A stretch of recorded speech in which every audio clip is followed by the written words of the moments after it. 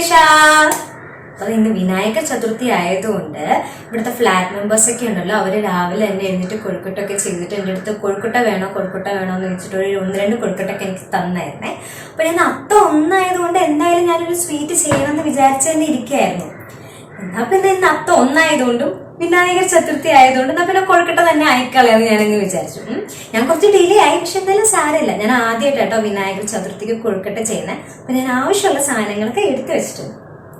തേങ്ങ ചിരകിയത്, ശർക്കര, അപ്പം അല്ലെങ്കിൽ ഇടിയപ്പപ്പൊടി, ഏലക്ക പൊടിച്ചത്, നെയ്യ്, ഉപ്പ്. പാൻ ചൂടായിട്ടുണ്ട്. ഇതിലേക്ക് നമുക്ക് 1 ടീസ്പൂൺ നെയ്യിട്ട് കൊടുക്കാം.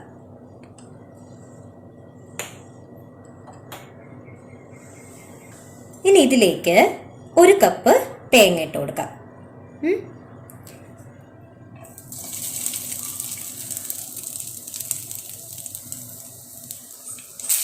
ലൈറ്റായിട്ടൊന്ന് ഫ്രൈ ചെയ്താൽ മതി കേട്ടോ.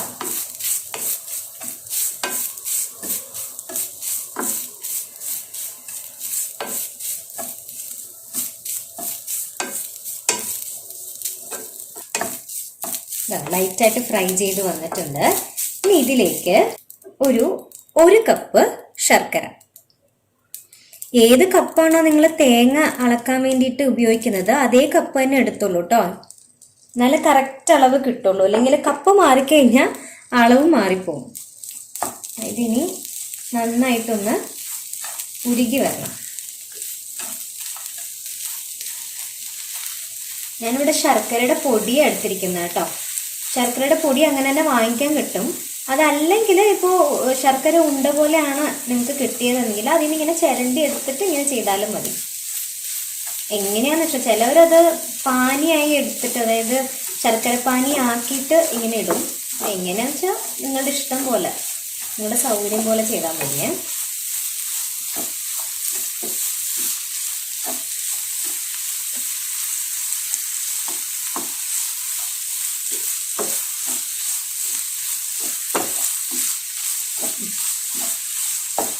ഇതിങ്ങനെ നന്നായിട്ട് വരണ്ട് വരണം കേട്ടോ. നമ്മുടെ ശർക്കര നന്നായിട്ട് അലിഞ്ഞു വന്നിട്ടുണ്ട്. ഈ സമയത്ത് നമുക്ക് 1 പിഞ്ച് ഏലക്കപ്പൊടി ചേർത്ത് കൊടുക്കാം.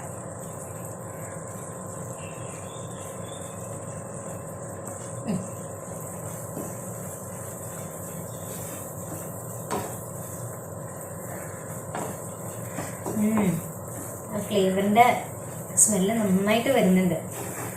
തേങ്ങയുടെയും ശർക്കരയുടെയും ഏലക്കയുടെയും.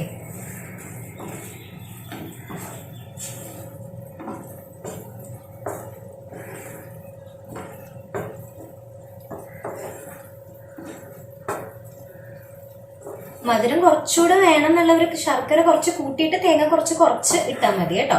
എൻ്റെ അളവ് ഇതാണ്. 1 കപ്പ് തേങ്ങയ്ക്ക് ഞാൻ 1 കപ്പ് ശർക്കര അങ്ങനെ ഞാൻ ഇടാറ്. ഇത് നന്നായിട്ടൊന്ന് വരണ്ട് വരണം കേട്ടോ.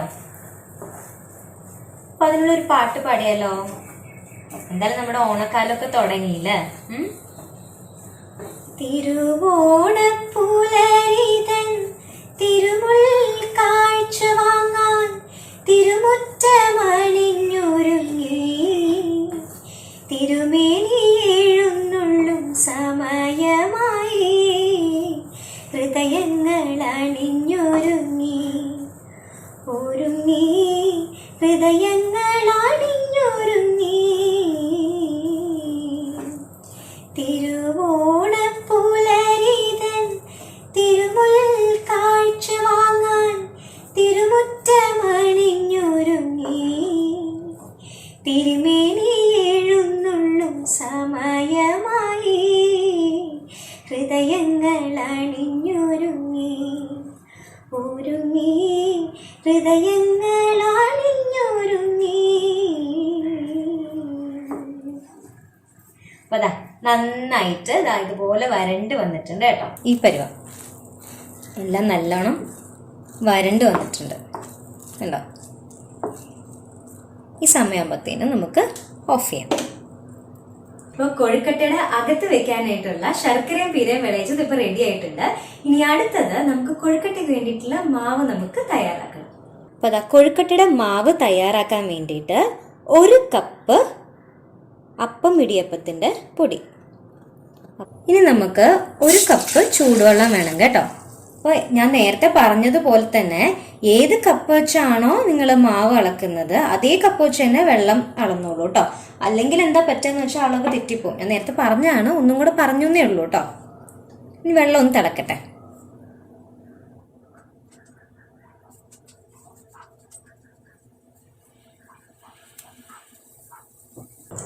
വെള്ളം ചൂടായി വരുന്നുണ്ട്. ഇനി ഇതിലേക്ക് ഒരല്പം ഉപ്പിട്ട് കൊടുക്കാം. എനിക്ക് എല്ലാം കൈയളവാണേ. ഒരല്പം ഉപ്പിട്ട് കൊടുക്കാം. അപ്പം നമ്മുടെ വെള്ളം ചൂടായിട്ടുണ്ട്. ഇപ്പം നമുക്ക് പൊടിയിലേക്ക് ചൂടുവെള്ളം ഒഴിച്ചു കൊടുക്കാം.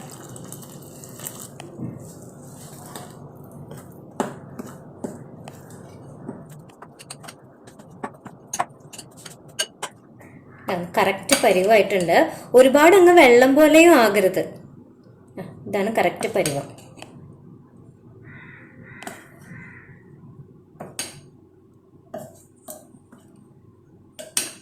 കറക്റ്റ് പരുവായിട്ടുണ്ട്. ഇതിൻ്റെ ചൂട് പോണതിന് മുൻപ് കൈ വെക്കുന്ന പരുവാകുമ്പോൾ തന്നെ പിടിച്ചോളൂ കേട്ടോ. കറക്റ്റ് പാകമായിട്ടുണ്ട് കേട്ടോ. ഇനി നമുക്ക് ഇങ്ങനെ ഓരോ ഉരുണ്ടയിട്ട് പിടിക്കണം. ഇങ്ങനെ ഉരുണ്ട എടുത്തിട്ട്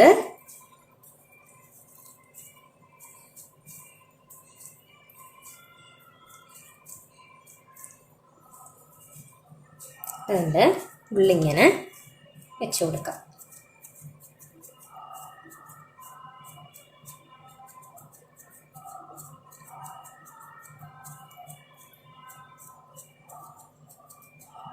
ലൈറ്റായിട്ട് നെയ്യുള്ളിൽ തടവി കൊടുത്തിട്ട് നമ്മൾ റെഡിയാക്കി വെച്ചേക്കുന്ന ശർക്കരയും വീരയും വിളയിച്ചത് ഇട്ട് കൊടുക്കാം. എന്നിട്ട് പയ്യെ ഇതിങ്ങനെ മടക്കി കൊടുക്കാം.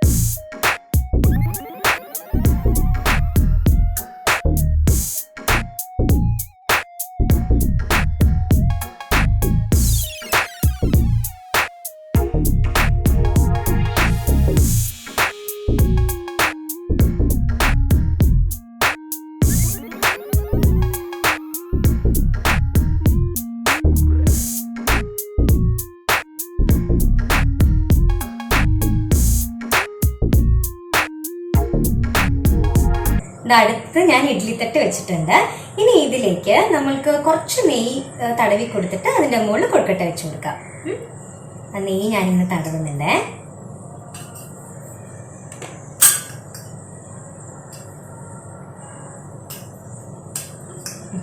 ഇതിലേക്ക് ഇതിൻ്റെ മുകളിലായിട്ട് നമുക്ക് ഓരോ കൊഴുക്കട്ടയായിട്ട് വെച്ച് കൊടുക്കാം. കൊഴുക്കട്ട സൈഡിൽ വെച്ച് കൊടുക്കാം അല്ലേ.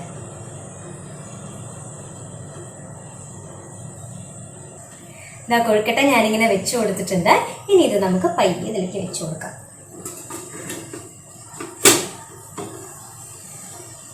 വെച്ചിട്ട്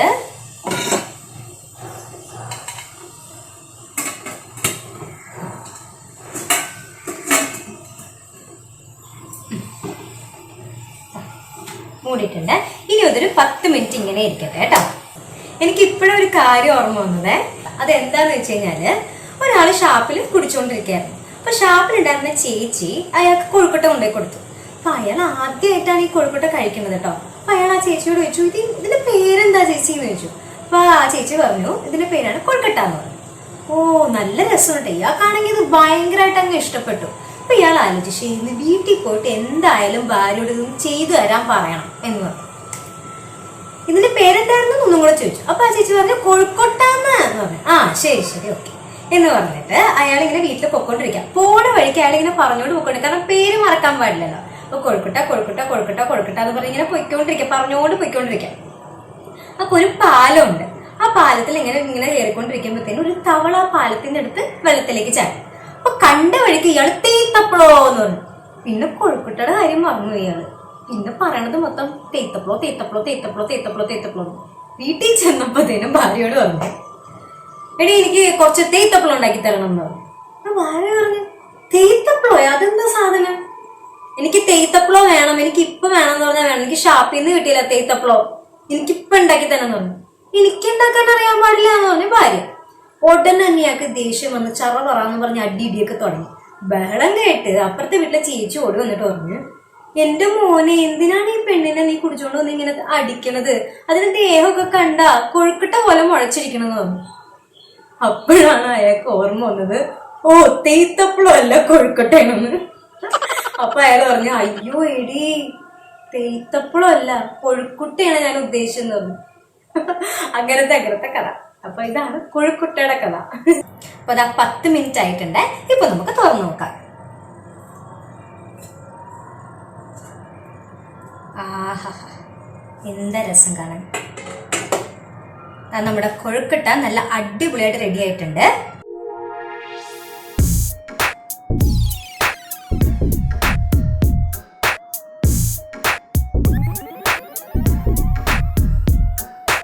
അപ്പൊ ദാ ഞാനങ്ങനെ കൊഴുക്കട്ട ഉണ്ടാക്കി റെഡി ആക്കിയിട്ടുണ്ട്. ഇനി ഇതങ്ങ് കഴിച്ചാൽ മതി. അപ്പൊ നമ്മുടെ ഈസി ആയിട്ടുള്ള സോഫ്റ്റ് ആയിട്ടുള്ള കൊഴുക്കട്ട റെഡി.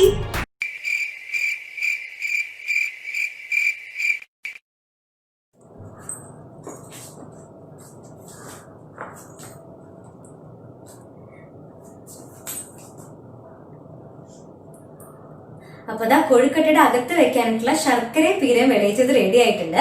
ഇനി അടുത്തത് നമുക്ക് കൊഴുക്കട്ടയ്ക്ക് ഫോണേ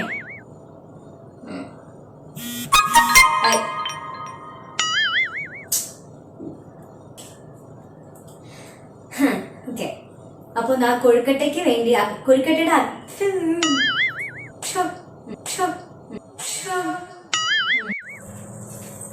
ഇതാ നന്നായിട്ട്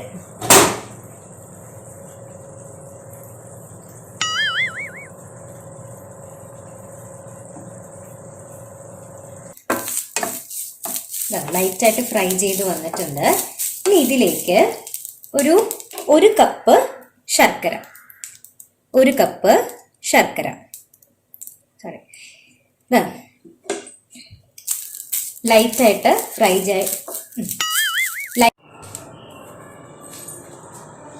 അപ്പൊ അതാ കൊഴുക്കട്ട ഉണ്ടാക്കി കഴിഞ്ഞിട്ടുണ്ട്. ഇനി ഇത് കഴിച്ചാൽ മതി. അപ്പൊ അതാ നമ്മുടെ ഈസി ആയിട്ടുള്ള സിമ്പിൾ ഞാൻ കൊഴുക്കട്ട ഉണ്ടാക്കി കഴിഞ്ഞിട്ടുണ്ട്. ഇനി ഇതാ ഇങ്ങനെ കഴിച്ചാൽ മതി.